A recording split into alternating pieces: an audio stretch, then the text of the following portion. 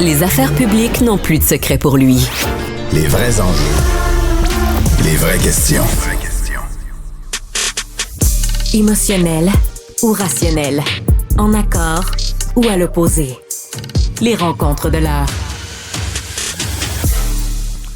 Regard sur l'international avec Stéphane Bureau. Bonjour Stéphane. Salut Mario, ça fonctionne beaucoup mieux ce matin qu'hier. Ça fonctionne à merveille. Est-ce que les véhicules chinois à nettement meilleur prix auraient leur place sur le marché canadien ou américain? Ou est-ce qu'on a raison de protéger notre industrie, comme l'a si bien dit hier le ministre Champagne? C'est le discours officiel, il faut protéger notre industrie. Il faut voir que pendant des décennies, on a importé de la déflation en achetant à bas prix des produits qui nous venaient de Chine ou d'ailleurs dans le monde, où les coûts de production sont beaucoup moins élevés que chez nous. Soudainement, on est frileux, on veut s'assurer que... Je pense avoir déjà lu ça sur certains produits made in China. De mémoire, ça me dit quelque chose. Il n'y a absolument aucun doute, et soudainement, alors qu'on nous dit qu'il y a des enjeux existentiels pour l'humanité, pour la planète, et qui va rapidement changer notre manière de se déplacer, entre autres, il y a aussi apparemment le besoin de protéger nos industries. Puis il faut voir que ça nous renvoie à une hypocrisie qui est pas si lointaine. Quand Donald Trump était au pouvoir entre 2016 et 2020, on a de nombreuses fois souligné que les tarifs, le protectionnisme du républicain était contraire à l'esprit du libre-échange qui avait animé l'économie mondiale depuis une trentaine d'années, et que justement, ça ajouterait de l'inflation puisqu'on s'empêchait d'importer des produits de consommation qui sont confectionnés à bien meilleur prix ailleurs que chez nous.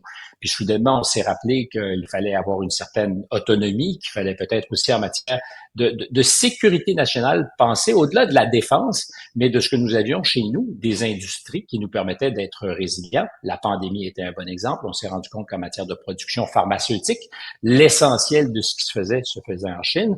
Et donc, soudainement, à partir du moment où M. Biden est élu en 2020, on dit, finalement, c'était pas une si mauvaise idée, ces tarifs, et surtout de ramener de la production chez nous. Et j'adhère à ça, évidemment. Je pense que ça fait sens.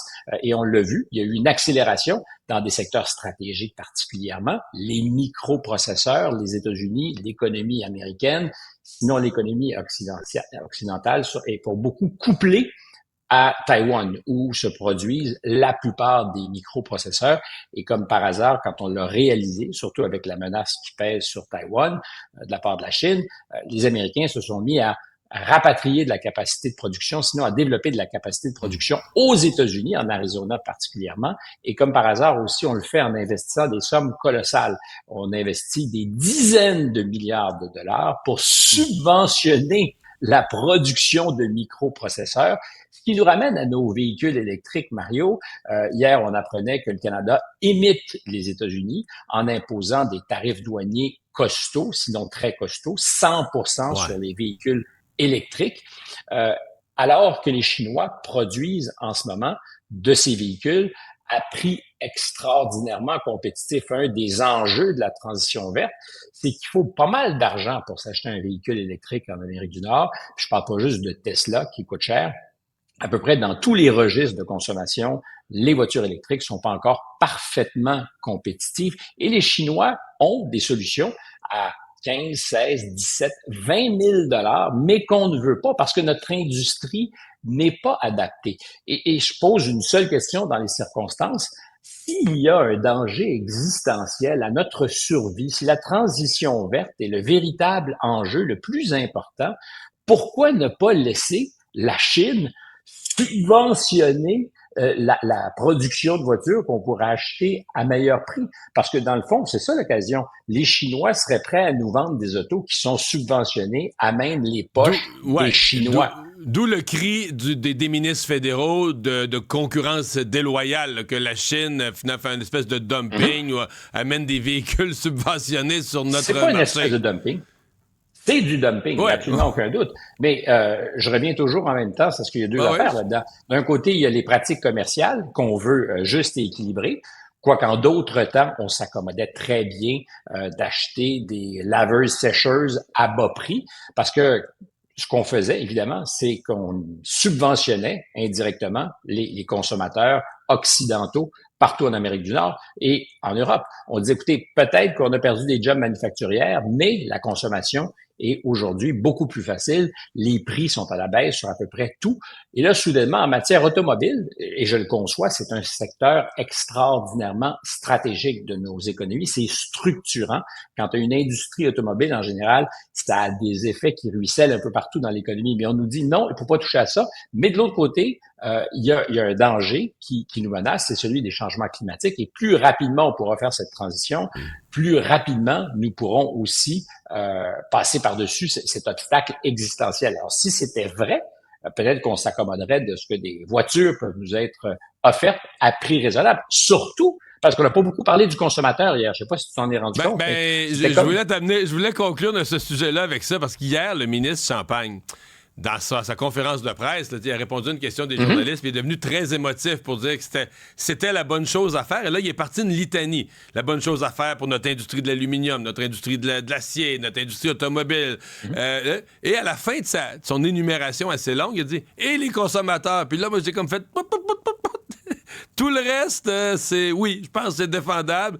Mais le consommateur, je sais pas comment il en arrivait à ça, là. » Et c'est en même temps surprenant de voir qu'on réalise collectivement, ensemble, qu'on a des problèmes de compétitivité dans des secteurs névralgiques, comme par exemple la production d'acier et d'aluminium. Je ne sais pas si on rattrapera jamais la capacité des Chinois, parce que les Chinois, depuis 20 ans, ont compris le message et ont augmenté substantiellement leur productivité.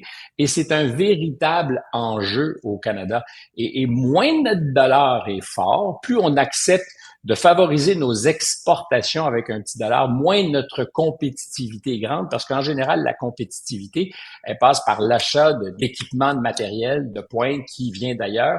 Et quand tu as un dollar faible, ben, tu achètes beaucoup moins. Alors, il y a là une espèce de réconciliation des contradictions que j'ai pas vues dans le point de presse de M. Champagne, même si je comprends qu'on peut bomber le torse puis dire aux ouvriers, par exemple, en Ontario, on va protéger vos jobs parce que le secteur automobile est absolument crucial et important. Et ça ne dit pas ce que pourront de toute façon faire les Chinois, c'est-à-dire déplacer une partie de leur production au Mexique pour faire en sorte que ces autos puissent peut-être passer, ou les voitures électriques produites par les Chinois puissent passer sous ou par-dessus les barrières tarifaires. Oui, parce que les Mexicains semblent beaucoup plus enclins à travailler avec la Chine. Stéphane, Monsieur Trump, Mme Harris, dans cette élection aux États-Unis, vont recevoir des milliers et des milliers d'appui public, mais aujourd'hui, tu mets la loupe sur des appuis transpartisans, là, des républicains qui sont allés appuyer Kamala Harris, une démocrate qui appuie Donald Trump. Que se passe-t-il? Ben, c'est une manière de dire que c'est une élection atypique. On parle toujours de l'élection des élections.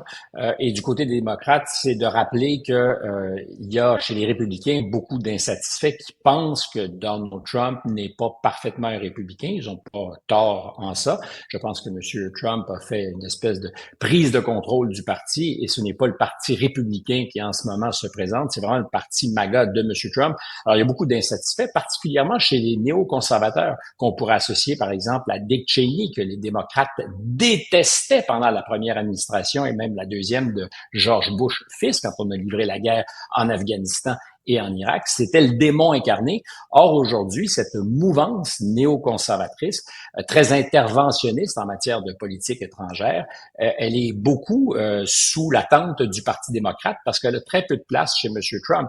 Et inversement, hier, un appui, alors on dira c'est marginal, on la connaît pas tant que ça, mais il n'est pas marginal parce qu'elle a de l'adhérence auprès de certains électeurs. C'est Tulsi Gabbard, qui est une démocrate, qui a fait même campagne pour devenir candidate à l'investiture du parti en 2019-2020.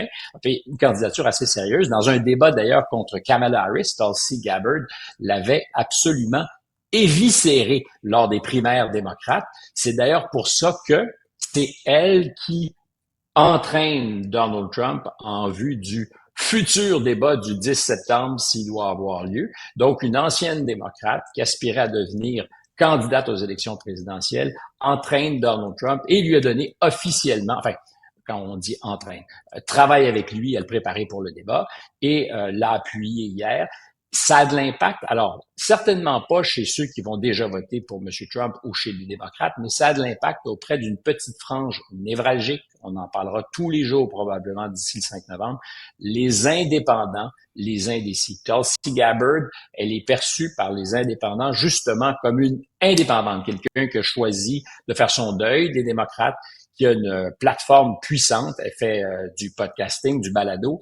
Tu me diras, est-ce que c'est suffisant? Oui, aux États-Unis, quand tu rejoins des gens, Tucker Carlson, c'est des dizaines de milliers de spectateurs. Tulsi Gabbard, c'est pas du tout Tucker Carlson, c'est autre chose, mais elle a énormément d'emprise dans l'assiette, disons, des médias américains. Et aujourd'hui, enfin, énormément. Elle a, chez ses indépendants, de l'impact et elle a officiellement appuyé Donald Trump. On n'en parle pas beaucoup, mais c'est significatif, je le pense, parce que à la marge, tous ces petits gains, y compris Robert Kennedy Jr., qu'on aime bien tourner en ridicule, mais qui est tout sauf un nono, ça joue sur ces électeurs indépendants qui cherchent une raison de se rallier à Trump, et c'est peut-être ce qui se passe en ce moment. Comme chez les démocrates, on fait valoir qu'il y a des républicains, d'anciens républicains, qui continueront à l'être, mais qui, pour cette élection, ne trahiront pas leur parti s'ils votent pour les démocrates, parce que Trump serait un goujat qui n'est pas vraiment républicain. Stéphane, merci. À demain. Mario, prise 2 qui était beaucoup plus fluide qu'hier. Voilà. Je pense que d'ici la fin de la semaine, ça va être champion. Le succès nous guette. Salut.